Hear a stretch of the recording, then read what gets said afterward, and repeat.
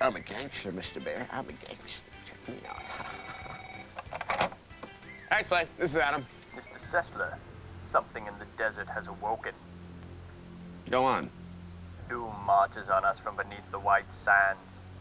Only you hold the power to stop it.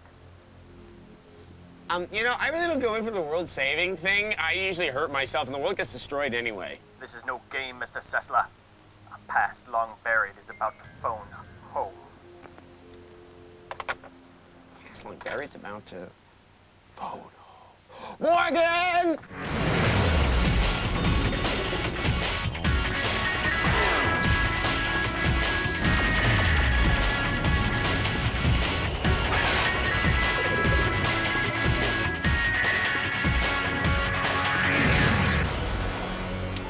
In 1982, Atari was the king of the home console world, and it was believed that video games would be an endless supply of profit. They wanted to make a tie-in with the biggest movie of all time to date, so they commissioned a man named Howard Scott Warsaw to make an E.T. the Extra-Terrestrial game in a third of the time it usually takes to make a game. The game was a colossal bomb and is believed by many to be responsible of the great video game crash in 1984. Yeah, I remember that. In 1983, Atari had 13 tractor trailers take unsold copies of the E.T. game from their factory in El Paso, Texas, to a site in Alamogordo, New Mexico, where they were deposited into a landfill. And this has what to do with your phone call? Doom marches on us from the White Sands. Alamogordo is home to the White Sands testing facility where the first atomic bomb is detonated. And the ET connection? A past long buried is about to phone home. I'll accept that. So where do we find this landfill? I thought we'd just drive out into the desert and, you know, look for stuff. Meet you at the car. The time, 1983. The place, this great country, America. Life was simple back then. A boy and his alien could share a room without the DA pressing charges and waving teddy bears around. The Atari 2600 ruled the gaming market, as depicted here on this cave wall. Atari gave lead programmer Warsaw less than 2 months to create this monstrosity. Warsaw did what any programmer would do. He sold his soul to the devil. E.T. for the 2600 is loosely based on the movie, like Reaganomics is loosely based on math. This lost alien must assemble the pieces of a phone to reach out and touch his mothership. Originally, the game would have had Et chased down by a doctor and an FBI agent. Here comes the agent, now the doctor, FBI, doctor, now no one, and the doctor captures Et. Atari went a step further and spent an additional $5 and 3 chickens on its most controversial design project, the pit. As seen here in these pictures, pits are loosely scattered around 4 of the 6 boards making up the Et world. You fall into the pit, and float out, and fall into the pit again, and out, and in, and out. E.T. begins the game with 9,999 points of life. Every step takes 1 point. Activating a zone costs 19 points. Falling into a pit takes 269 points. Getting out of said pit takes 100 points. Eating the candy he gives you, 341 points. Elliot resurrects you with 1,500 points. Being able to trade guns for hostages and hiding all the evidence, priceless. But this would not be the only transgression in the game. After the first level, the game switched to an incomplete version of Pong, the first mini-game. The first ever in-game cutscene lasted 20 minutes. But what of the children, the tens of fives of children who played this game? After the 45th pit, little Laura was found with a bloody spoon in one hand and her eyeball in her mouth. To protect our future, something had to be done. Ironically, the pit which tortured players would be E.T.'s own resting place. Over 1 million copies of the game, more than the number of actual Ataris, lay at the bottom of their own gaming graveyard. For its lack of graphics, no save, no online play, no sense, no story, we give E.T. for the 2600 a 0 out of 5. Rest in peace, kind friend. Know that we will never push out another movie-based game just to make a quick buck.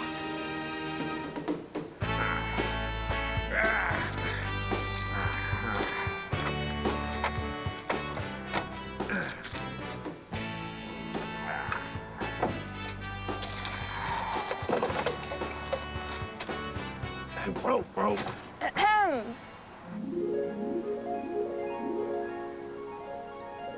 the hell are you supposed to be? Amelia Earhart. Duh. Naturally. Vintner's choice. What the hell is all this stuff? There's nothing in the world more helpless and irresponsible and depraved than a man in the depths of an ether binge. You drive. I think there's something wrong with me. No argument here.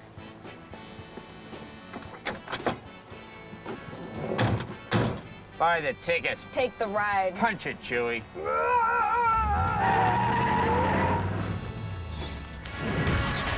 Up next, a look back at the bad old days.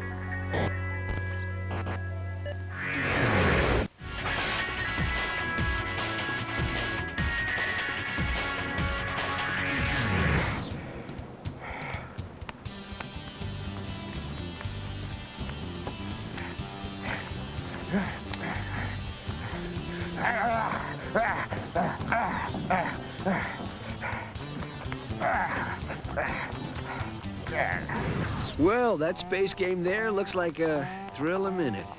Why not try a real blast? Laser Blast by Activision, a new breed of game cartridge for your Atari video computer system. In the opening volley of the console wars, the Atari 2600 emerged as a force to be reckoned with. But all too often, the 2600 used its powers for evil. These are the games that joined E.T. on his long journey down the road of total suck. Pac-Man is one of the great mainstays of gaming. Simple, compelling, and completely effed up on the Atari. I can't explain why somebody felt the need to screw with the maze designs or remove Pac-Man's ability to look up. Donkey Kong Jr. was a follow-up to the popular Donkey Kong arcade game. It has the distinct honor of starring the worst monkey in the history of gaming. Donkey Kong Jr. could barely run, climb, and jump. He couldn't even throw feces. The worst monkey in history was followed swiftly by the worst martial artists in history. Karate is an epic fighter where you pit a green guy against a purple guy. As a bonus to the unresponsive gameplay, every kick and punch sounds like an electronic fart. Sword Quest was one big, huh? Okay, starting on my quest. Let's see, I'll need this upside down cross, this chastity belt. I think I need to talk to this midget.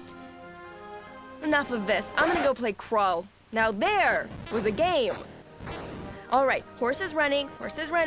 No, let's turn around. Okay, here's a spider and I'm climbing. Yay! I made it to the top.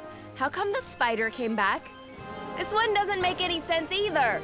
How do I win? I wanna go home.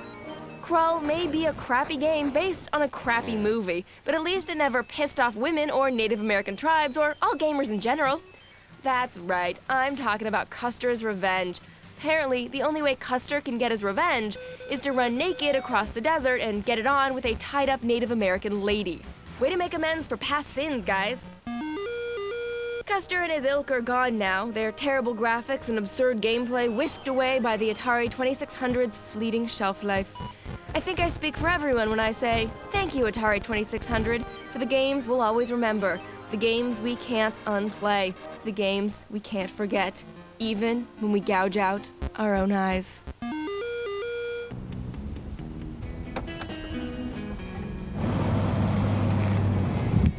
What, you wanna stop for him? We can't stop now, Morgan. This is bad country. Well, we gotta stop. We're low on gas and lower on clues. Greasy spoon dead ahead, there she blows. Wonderful. Don't worry, Morgan. I'll cover you.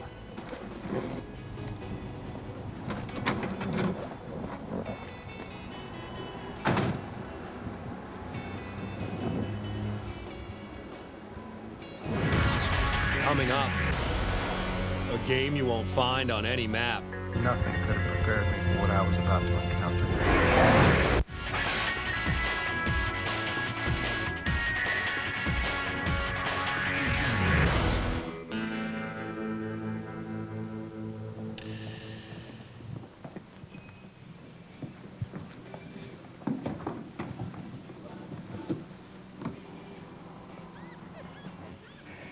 Hey, haven't I seen you on television? The television business is uglier than most things. It is perceived as a cruel and shallow money trench running straight through the heart of the journalism industry. It is a long plastic hallway where thieves and pimps run free and good men are left to die like dogs for no good reason. There's also a negative side. Okay. We seek knowledge, enlightenment. Salvation. Yeah, a few million buried Atari cartridges. Sounds like you might want a word with Mr. Spender. You used to work for Atari. Where can we find this Mr. Spender? Oh, I think you're gonna have to do better than that, miss. All right. Here you go. I just meant say please, but thank you. Mr. Spender lives right out there in one of those little white houses. Which one? And today's Tuesday. Should be on the third one from the left. Okay. Thanks. Oh, you're welcome. And thank you. I'll see you again real soon.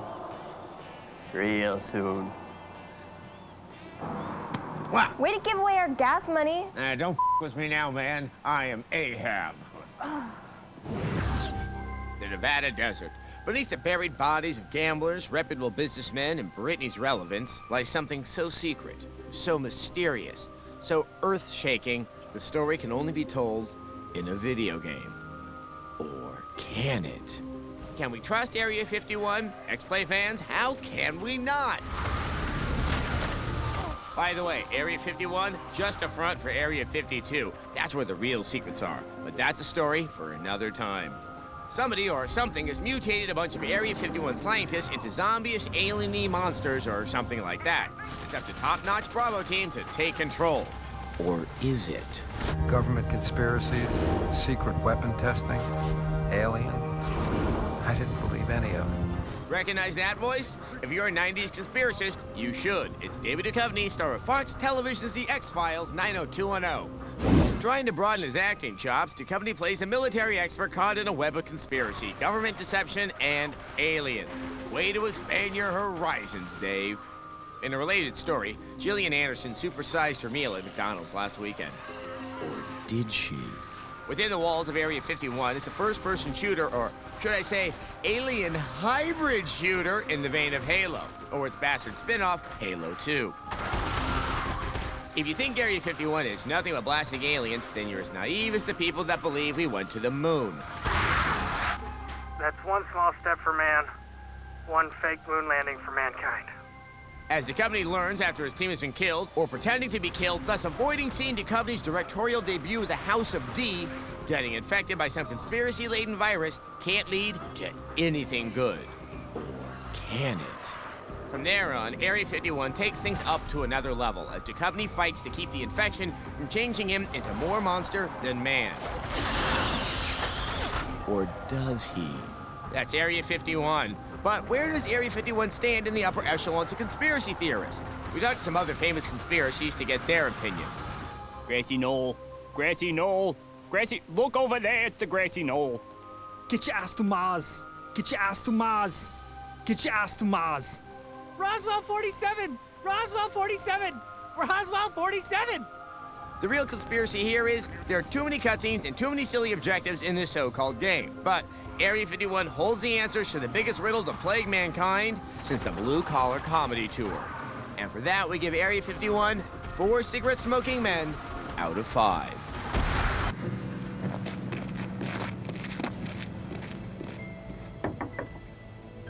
What do you think? Yep, this seems like the residence of a former Atari employee.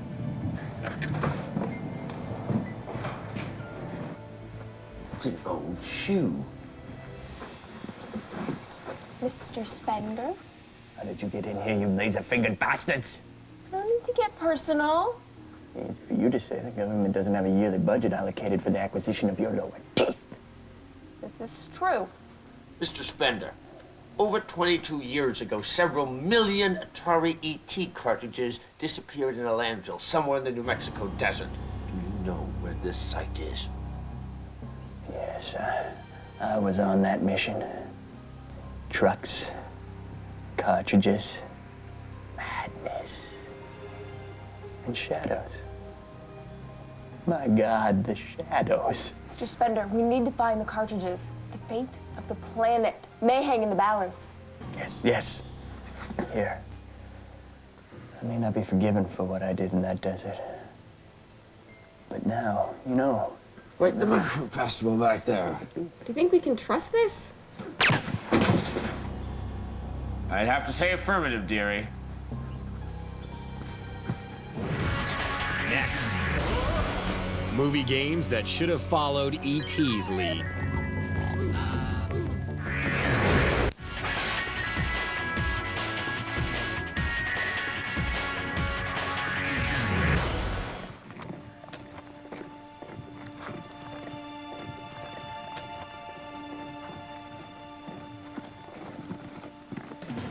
All right. This must be the spot according to the cardboard. Doesn't look like any landfill I've ever seen. Ahoy. Wait up, Captain.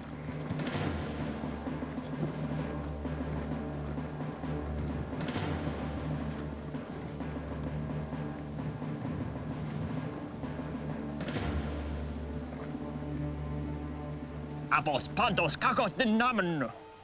Rice patties. You're not evil spirits. No, we are the cream of the national gaming press. Whatever that's worth. I'm known on this plane as Aleister Crowley. The inventor of modern witchcraft? The same. Well, you don't look like an English mage who's been dead since 1947. Well, it doesn't change as a man. You're that man from the diner. And Mr. Spender. Frightfully annoying, honestly. What do you think called you, Mr. Sessler? That means... It's a trap. 100 years ago, I opened a portal to another dimension in this very spot. Since then, I've been dumping the worst examples of pop culture into it. The denizens on the other side have a taste for it now. Soon, a plan a century in the making will come to pass. So the ET cartridges were actually dumped into a demonic portal. Precisely. Okay. All I need now is one last influx of worthless pop culture detritus, and critical mass will be reached, spilling forth a flood of demons, fire, and Uwe movies. So what does this have to do with us? Honestly, Mr. Sessler, is there any piece of pop culture more worthless than X-Play? Damn. Now then, I'll show you where the portal is that we'll be dumping you into. This way. This is dangerous. You keep him distracted. I'm initiating Plan B. I hate Plan B. Well, it's either that or we're going to be staring down the denizens of an infernal dimension. We've been obsessively viewing the movies of Tom Green. Plan B it is. Somewhere in the hot New Mexico desert, millions of ET cartridges are buried for the sins of greed. Even now, 20 years later, the sins of the father continue to plague the video game family. We here at X-Play feel the lessons of the past have not been followed, and the only way for Hollywood to learn is to bury all their failures right alongside E.T. Since all games based on movies are, at best, awful, we've decided to narrow down the list of games by making some rules. Rule 1. The game must be based on a box office blockbuster, because making fun of Catwoman is like picking a fight with a 3-year-old. Rule 2. You do not talk about Fight Club. Seriously, that game has Fred Durst in it. Rule 3. The game must be based on the work of Steve Spielberg.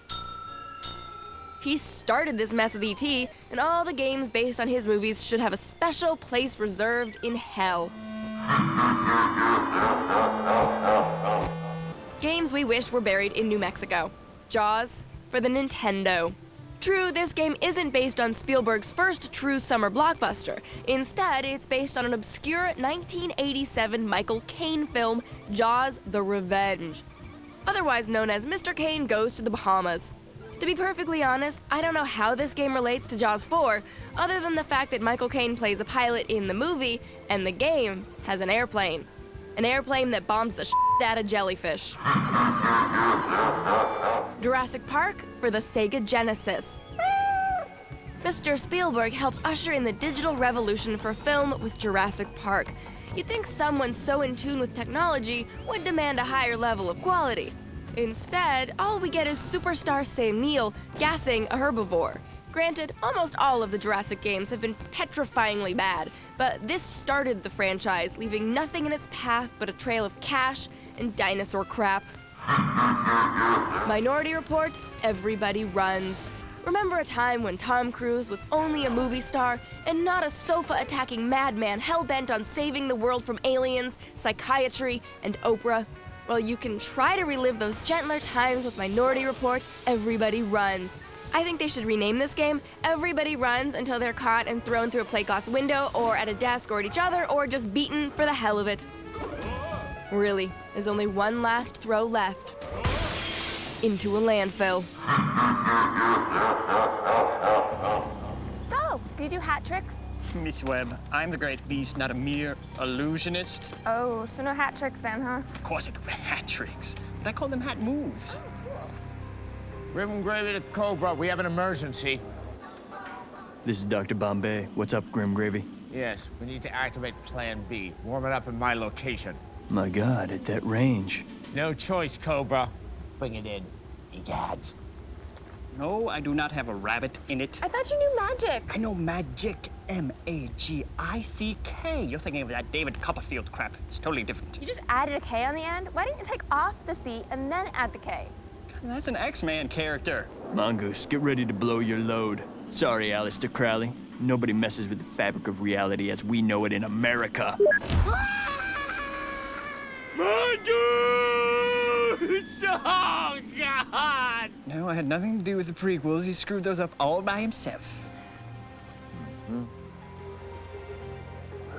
Very clever, Mr. Sessler. A cartoon airstrike. So it comes to this.